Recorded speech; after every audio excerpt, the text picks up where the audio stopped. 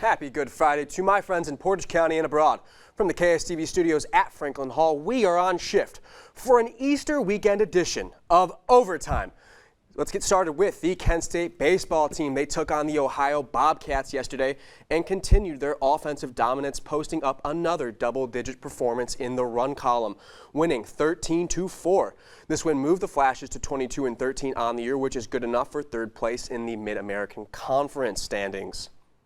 The Flashes will return to action for today for the second of three contests against the Bobcats, as Kent State will seek for their 13th conference win of 2025.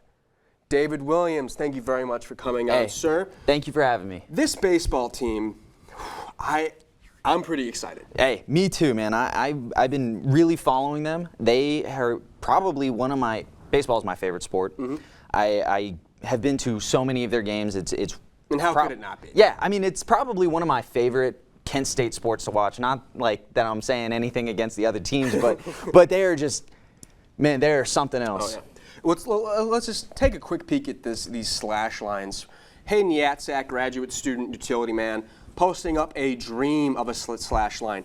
Hitting 355, OPS 1.15, slugging percentage 70%. And 70% is coming in second behind outfielder Jake Casey, slugging .741. These guys look like an all-star lineup. I mean, it's just game in and game out. It seems like they find a way to manage double-digit runs. Oh, absolutely. And you look at a lot of Yatzik's, stat lines, and he leads the MAC in doubles. He runs. He's at 46. He's got a crazy stat line, and to see him go out there every day with that hot bat, like it's absolutely insane, and it's amazing to watch. Definitely a producer of runs, you could call him, other guys. And what I want to really point out, obviously I'm a freshman, so I love to see, guys my age, do well. And there's three that come to mind: Kovas, Sawyer, Solitaria, and Alejandro Kovas, that is, and Micah Rienstra Karakofe. They are just going crazy. I mean, all of them are hitting north of 290. That's amazing for your first year of collegiate baseball. You're coming in third. I really like this team, especially in this series against Ohio University. Mm-hmm. Yeah, I mean, you look at that, and I mean, they went on that long win streak, and yeah, they lost here, but I think they can absolutely regain that momentum. And you said it earlier, they're ranked third in the MAC. Ball State is number 1, Miami is number 2. But really the only reason that Kent is at number 3 is they simply just have not played enough MAC games. Exactly. You look at Miami, they're 15-4 in the MAC, where Kent is 12-4. They just have not played as much in the conference to move up. And I think with time, we're going to see Kent rise up through the rankings. Eventually, I think they will maybe not pass Miami, but I think they can pass Ball State, even though Ball State is at 1. I think Miami's going to continue to make their way up through the rankings because they are a very sound baseball team. Well, let's play a little choose your own adventure, if you will. I mean, after this series against the Bobcats, it's at home. You've got Washington and Jefferson, Youngstown State. Yeah. Shout out Youngstown, the Williams family, where they are from. But then you've got the Wagon Wheel series. And after that, Ball State on the road, and then no more contests against Miami. But if you can take advantage against the Ball State series, the Akron Zip series, I think the Flashes have a bona fide shot at being number 1 in the MAC. Oh, 100%. I mean, Akron, I don't remember what exactly they were ranked in the MAC, but I don't want to say it's going to be an easy win, but it's looking up for them. Kent State absolutely has the opportunity to go through all of these series and just rack up some wins in the MAC, rack up some wins in non-conference play, and, I mean, quite frankly, they're going to look very good come playoff time. Definitely, very much. High-powered offense is the name of the game. Thank you very much, David. I'll see you in just a segment. Tonight is the final day of the NBA play-in tournament. The postseason itself less than 24 hours away. Coming up, NBA playoffs next on Overtime. Tonight, the NBA's play-in tournament will come to an end. We'll see the Miami Heat and Atlanta Hawks square off before the Mavericks and Grizzlies will determine who nabs the final seed in the NBA's Western Conference. Now, the season has given fans lots to be excited about, such as the Cleveland Cavaliers taking the first seed in the East for the first time since 2016 when they won the championship. They are not the only 60-win team. However, the Oklahoma City Thunder and Boston Celtics will look to spoil and foil Cleveland's dream season. David, thank you very much. So let's play a quick little fun game here. All right. The play-in tournament is what it is. These guys are fighting for the 8th seed. 8th seeds, historically, Miami had a very solid run 2 years ago, but I don't think that this year's Heat will do this. So let's play who is your first-round pick, starting with the Cavs versus the Hawks. Yeah. Or Heat. So The winner of... not obviously, but obviously. Yeah. I'm going to go the Cavs. I mean, come on. They have had an incredible season. They're number 1 in the Eastern Conference. And I think they have a pretty good shot of making it all the way until they run into some traffic. Let's get into that traffic. Let's try to do this really quick, really rapid fire, if you will. Your Milwaukee Bucks versus the Indiana Pacers. Listen, I am a Bucks fan. Unfortunately, I don't think they have the gumption, if you will, to win against the Pacers. Lillard is out. Well, actually, I have great news for you. Really? His blood clot has actually, destabled, and it's actually looking a lot better for Mr. Lillard. That's why I have the Bucks taking this one in 7. I think this will be probably the toughest first-round matchup, the longest in the East, however. I just looked up on my sheet. I think there's a tougher West Coast series, but I have the Bucks in 7. Let's go Clippers and Nuggets. Who do you got? I got the Clippers, man. All right. I really do think the Clippers can take it. I think on paper, you might not see it. I think they're going to come out with a win here. Well, I really do appreciate you saying on paper, because that paper is going to get burnt and foiled, to what is the, sort of Thomas Alva Edison light bulb idea that Coach Lue is going to have to stop Nikola Jokic. I mean, Leonard is a great on-ball defender, one of the best of all time, but Jokic, I think, is going to eat up the Clippers. Back to the East. Detroit Pistons and New York Knicks. I mean, there's a lot I can say about the Pistons, and I would love to see them, have this kind of miracle run in the playoffs. Unfortunately, it's the Knicks, man. I don't see them. I don't see them coming through, and I see that look you're giving me.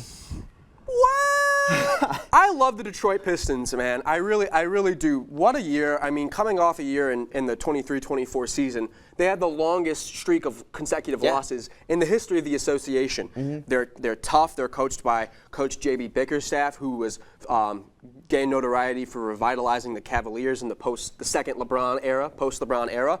I love their toughness. I love their willingness to get in fights. I think they're sort of the new version of the older New York Knicks. Back to the West. Timberwolves and LeBron James' Los Angeles Lakers. So, and I know we disagree on this one too. I think it's the Lakers, man. I do think it's the Lakers.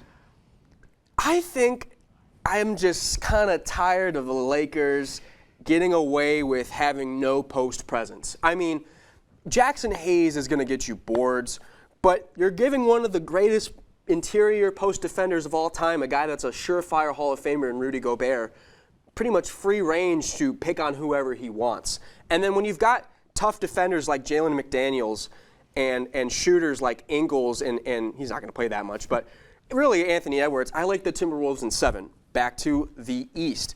This one I think is a really fun one. Boston and Orlando. So we talked a little bit about this earlier. Not obviously, again, because we talked about this. I think Boston will be able to pull through, but I really do think Orlando is going to give them a run for the money. I think it's going to be a good game, and they're going to struggle a little bit. I would love to see Orlando take down Boston. I have beef with Boston. I'm not trying to be biased or anything, but I do. Well, I think that's fine. I think a lot of fans have, winner's fatigue, I'll call it. That's sort of the common man or common woman or person's voters' fatigue. Exactly. I think everyone kind of feels that about, winning teams. I think the Magic take a game, at least one game. 100%. Probably at home, but I have the Boston Celtics winning in at least 5. Then, to me, really quickly, I think this is probably the most exciting matchup. Golden State and Houston. Yeah, I agree. I think this is going to be a very good game. In the end, I honestly just think the Warriors look cleaner, a little more polished, and ultimately I think that's what's going to drive them to come out on top. I love this take, and actually, as we conclude, I really want to get my bold take out here. I think the Warriors are on the same tier as the Celtics, Cavaliers, and Thunder. I think they are a serious threat when you have two committed guys like Curry and Butler. Coming up, Evan Schofield. He's going to come off Couch Island to break down the first 20 or so games of the 2025 MLB season. League Baseball is in full swing, pun is intended there. Here is where we stand as April winds down to its final full week. The San Diego Padres hold the league's best record as of today at 15-4. Not too far behind them is the Los Angeles Dodgers at 14-6, looking to repeat as champions. In the American League, the Rangers and Yankees are tied for the best start in the junior circuit. Evan Schofield, thank you very much. Thanks for having me. Coming on to talk some Diamonds. Of course. So, let's get into a bit of clash of towns, Cleveland guy, Pittsburgh guy. Of course. Your Pirates are taking on the Cleveland Guardians at the confines of PNC Park. Yes, sir. How do you feel about both of those teams moving forward? Well, let me start with the Pirates, one I know a little bit better than the Guardians here. Well, they've had a rough stretch, man. I mean, they're 8-12. They've rotated pitchers a lot. Paul Skeens even gave up a 3-run inning. We've never seen that before, but, you know, sometimes that stuff happens. And the Guardians, they're 9-9. They've come back from a tough stretch to start the year. They've really, you know, gotten a few things together. We were talking earlier about people like John Kenzie Noel, who, I don't know, maybe he's been struggling a little bit. Yeah, you know, I've noticed that the Cleveland Guardians are a bit hot and cold right now. The one thing that really sticks out in my mind is the cold aspect is their bullpen. To quote William Shakespeare, you know, if the Guardians are good, it's because of their bullpen. Right, And of course. if their bullpen is not succeeding, what are they? They have Emmanuel Clase, who's coming off of a tremendous start to the decade. And if he cannot succeed, if he cannot perform, the Guardians are sort of stuck in a rut because they're not going to get you lots of runs in and out every team or every day. One team that does that is the San Diego Padres. I mean, let's just pull up these hitting numbers because These guys are insane. You've got guys all on the diamond. You know, Tatis, Machado, and then you know it's other guys too. You know, Dylan Cease. You know, they picked him up from the White Sox and sort of stole him. And then obviously you got Luis Arias, who's a great candidate. You know, I could go on, but I could go on and on about their players. But you know, dropping 10 runs against the Cubs, 6 against the Rockies, I think really anyone could get a homer in that park. But I've really always thought, you know, when is going to be the year for San Diego? Is it this year? I think it could be. Honestly. It could be, and I want to also add they've only lost one at home. Yeah, I mean, their home, where they play it's special. The fans are special, and you know the energy is a little unmatched maybe this year than it has in past years, I'd say. And when we look at possible teams that could win the World Series this year, you know, Yankees, Red Sox, Dodgers. Guardians, maybe, and then of course the Dodgers, who spend so much money. But the problem is with that, and I have this with a lot of sports, is that repeat champions are so incredibly rare. Oh, yeah. In baseball, I think you have to go back to, I want to say, the 90s with the Derek Jeter Yankees. It's been a very long time, or something along those lines. I don't think the Dodgers are going to win in 2025. Okay. I really like the San Diego Padres. That's for my April prediction. What about you with teams you think could hold the World Commissioner's Trophy? Gage, I love your take on the Padres, and I agree. They've had one of the best starts we've seen in a while. And look, Aaron Judge, still around. Yep. Still hitting. Still leading his team. He's got a 400 batting average, 7 home runs, 28 hits. Jazz Chisholm, he's pretty good too. I mean, we've seen this team in the Yankees really just be consistent. One team I also want to look at is sticking in the Big Apple. Of course. The Mets, you know, they've gotten off to hot and cold starts similar to Cleveland. You know, we've heard rumbles about, you know, is Soto happy in Queens as opposed to the Bronx? Yes. I think those are sort of early season, problems that you get fixed in your clubhouse once you get into July and August. But they are as dangerous as the Padres, in my opinion, too. I also think the Mets 100%. Are World Series contenders for sure. And they're running their league, right? Sorry, not their league, their conference. They're running it, and Phillies aren't far behind. I want to note how, I mean, we've seen the Phillies have a few good outings this year, and they've started pretty strong, but I'm sure it'll be some kind of toss-up between the Mets and the Phillies. But like you said, I think... See, I sort of see the Phillies window Shutting. Shutting? Slowly Okay. and slowly. When you lose, starting in 2022, they lost in the World Series. And then when you kind of see a team lose in early postseason ranks, that goes from championship series to division series, kind of makes me think that their window is closed, but it's still wide open. Thank you very much, Evan. Now, for having me. with just a couple of days away from the NFL draft, to end our show, David, who is somewhere on a couch island, I don't see him hiding probably behind a mango tree, and then Evan's going to stick with me. They're going to grade my 2025 NFL mock draft. The NFL draft is just 6 days away, and as sports fans do, I have concocted a full first-round mock draft for Devin, and Evan and David to grade. Right. Voila! Oh, they put that. the graphic up, and I just unveiled the Constitution of the United States, which I have successfully back here. curated from the Smithsonian. With the treasure map on the back. Correct. Okay. Cam Ward, quarterback, and Heisman runner-up, I believe, going to the Tennessee Titans. How do you guys feel about that? A+, right? I love it. It's I the do like it, consensus yeah. over number one overall Yeah. pick. Everyone knows he's going to Tennessee. They need a quarterback. Correct. Easy choice. And then shifting number 2, I feel like this one has really materialized in the last couple of days. You're hearing lots of Travis Hunter buzz in Berea, Ohio, home of the front offices and training facilities of the Cleveland Browns. Yeah, no, I also like that pick.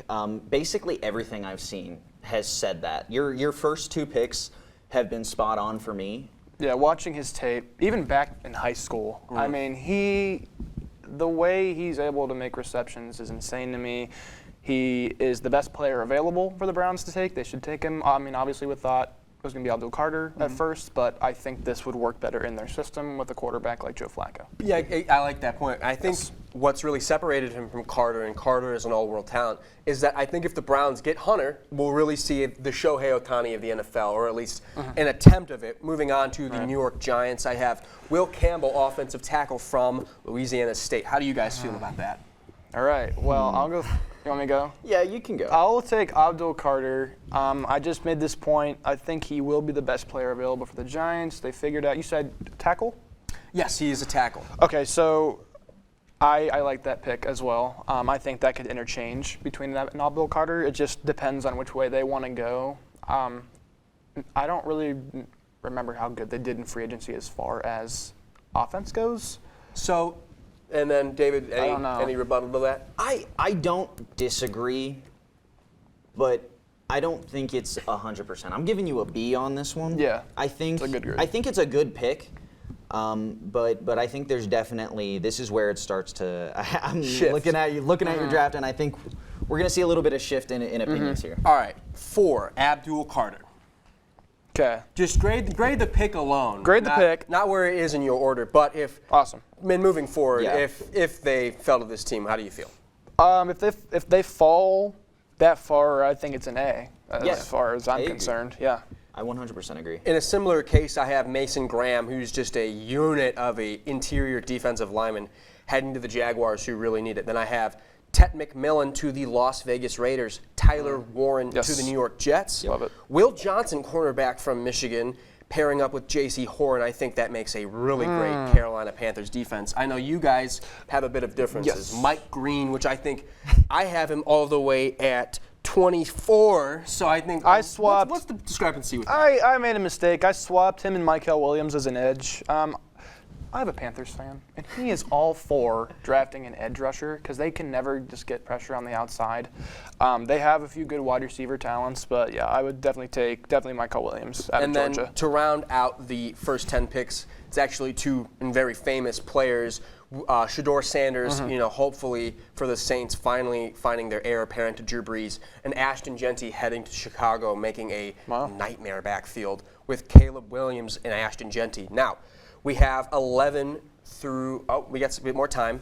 So really quickly, Sanders to the Saints, what type of difference does that make in the NFC South? What difference does it make? I mean, a huge difference. The Saints have been pretty much bottom of the barrel of their division in the past how many years since Drew Brees left? Yeah, for About 5? a long time. About 5 years, and now they finally have a prospect that it's a gamble, but it could be a good one and it could pay off for New Orleans. All right, 11 through 20, I believe we are doing. Starting out with Jahdae Barron, the third defensive back being taken in this draft, going to the Niners, who just lost Trivarius Ward. I think that's a good fit. Yeah. I have Matthew Golden, who sometimes you have to put a player in a lower ranking you have up higher simply because you think that's the draft pick. I think Jerry Jones loves drafting Longhorns. We've seen it in the past with guys like Roy Williams in the 2000s. I really think Matthew Golden is the Cowboys fit. I have my first trade up. I have the Baltimore Ravens trading with the Miami Dolphins to receive the 13th pick. I kind of debated on this one because Miami needs a corner, but the best DBs are not really till later in the first round. Yeah. Right. I think Baltimore is the right team. I had the Bengals doing this, but I think they're just too lazy. Yeah. I have Jalen Walker going to the Ravens. Okay. Armand Membu going to the Indianapolis Colts. I think that is a steal to get the second best offensive lineman of the draft at 14. Jihad Campbell of the Alabama Crimson Tide going to the Atlanta Falcons Like it. at 15. Yeah, This one I kind of had a bit of a trouble with. Calvin Banks Jr. Going to the Arizona Cardinals. Who do you have? Cardinals, I got Walter Nolan Wow, out of okay. Mississippi. Just like plenty of teams like the Panthers, they need defensive line help. Well, I have Nolan dropping significantly. It's fun to see how we have, the only difference isn't this giant obnoxious Of course. piece of paper. Yes. Love it, though. What do you have with Arizona at 16? I kind of do agree with you. I do like your pick, to be honest. I think you just got to have Kyler Murphy safe and healthy. You got to get Yeah. you got to get it going because sooner or later you're going to think he's a bust. I Sooner agree. or later you have to have results 6 Contracts years ticking in. down, you Contracts know, ticking all down. these So I think things. you got to keep him safe and give him time to throw to Marvin Harrison Jr. I'm on board with you. Thank you. Mykel Williams to the Cincinnati Bengals at 17. They get their edge rusher. Colston Loveland, the tight end of Michigan, going to Seahawks. They get another weapon for Sam Darnold. Yeah, see, that's where I have Matthew Golden. All right, dropped okay. right there. That's where the Seahawks, I think that's where wide receivers start to fall after Ted McMillan. I think there's a gap here, and I have another wide receiver we're very well knowledgeable of coming up soon. I also am on the same page with you. One thing I really think is probably the steal of the first round is Malachi Starks at 19 to Tampa Bay. That is an amazing pick for a team that's made the playoffs in back-to-back seasons, getting a Georgia Bulldog on defense. Oh, yeah, 100%, and I really do think that they need it.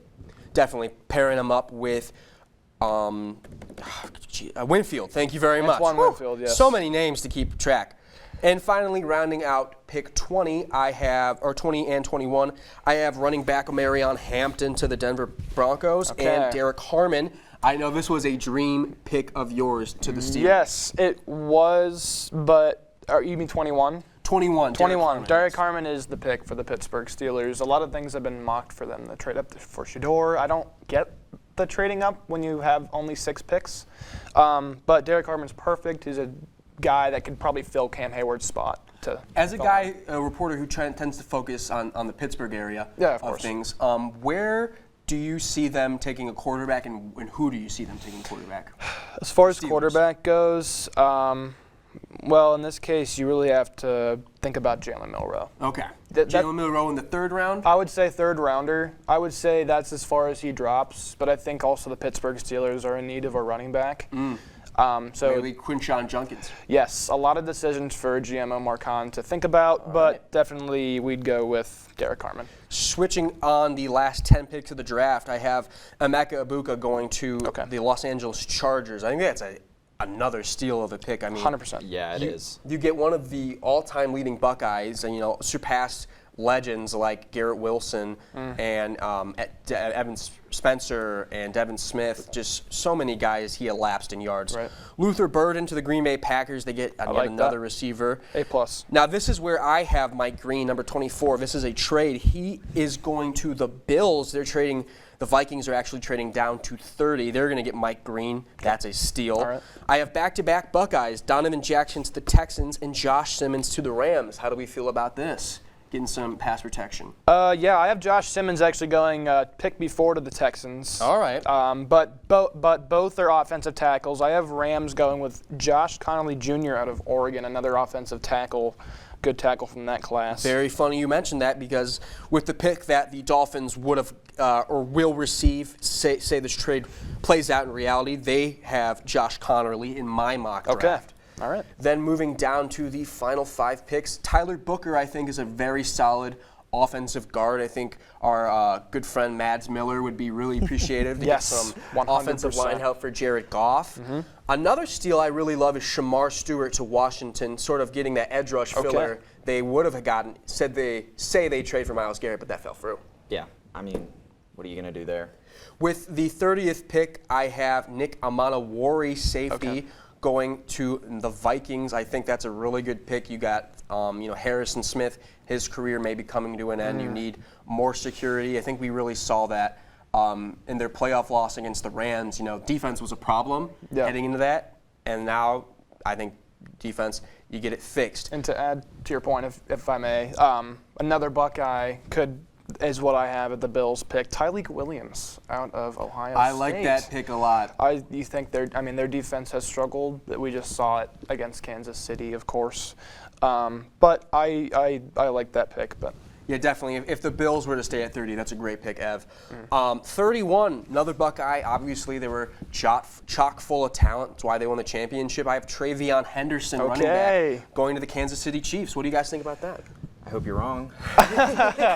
Me too, buddy. We talked about winner's fatigue earlier. Yeah. I hope that doesn't happen. I'm tired of it. But I think it's sort of a familiar pick. They took Clyde Edwards-Helaire coming off their first Super Bowl in 2020. He was the running back of the champions then, LSU. Speaking of champions, the last pick of the 2025 first-round draft, that is where I have Walter Nolan, replacing Milton Williams, who went to New England. Okay. Correct me if I'm wrong here, but didn't Josh Sweat leave the Philadelphia Eagles? I believe he did sign a contract somewhere. Let's pull that up. Keep going as well, though. So for my Eagles pick, I got James Pierce Jr. as an edge. He's out of Tennessee. He's incredible.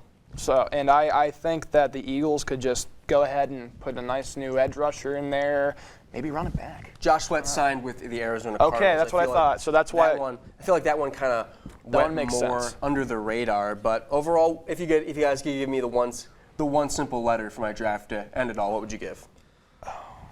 I like it a lot. I'm gonna go with a B. Okay. Not perfect. I think there's some variation in there, but I'll go with a B. I'm gonna stick with that. I'll go B to B plus range. That kind of area there. And definitely a passing grade for sure. Oh, 100%. It was very good. B's get the degrees. That is all the time we have tonight. For more sports coverage, head over to KentStater.com and tune into Sports Corner at 8. I'm David Williams. I'm Evan Schofield. And I'm Gage Wellman, wishing you a blessed Easter.